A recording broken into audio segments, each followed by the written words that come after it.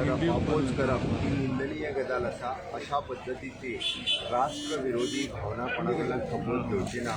हांवें तेंच्यांनी विरोध केला तांचेर कडक एक्शन घे म्हणून ऑलरेडी इन्स्ट्रक्शन दिला। नेवीन पयलीं आमकां इन्फॉर्म करूंक नाशिल्लें, बट जशें इन्फॉर्म केल्या उपरांत हांवें ऑलरेडी पुलीस डिपार्टमेंटाक इन्स्ट्रक्शनूय दिला। अशा पद्दतीचो प्रकार गोंयांत केन्नाच खपोवन घेतलो वयचो ना।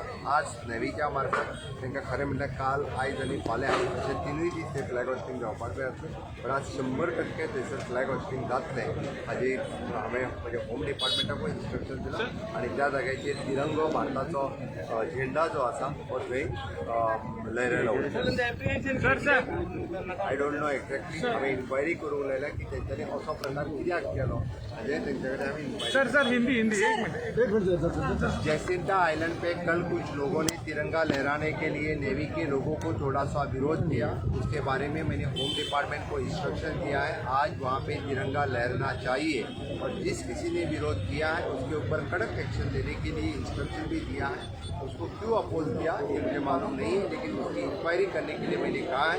लेकिन जिस तरह से आज वहाँ पे फ्लैग हॉस्टिंग 100% वहाँ पे तिरंगा लहराएगा ये मेरा इंस्ट्रक्शन। सर क्या सिक्योरिटी देगा सर? पुलिस फोर्स लगाएगा सर? क्योंकि लोकल वाले बहुत अपोज कर रहे हैं। जो कोई अपोज करता है उसके ऊपर कड़क एक्शन हो जाएगा। सर 480 कोटी खर्च करून आता तो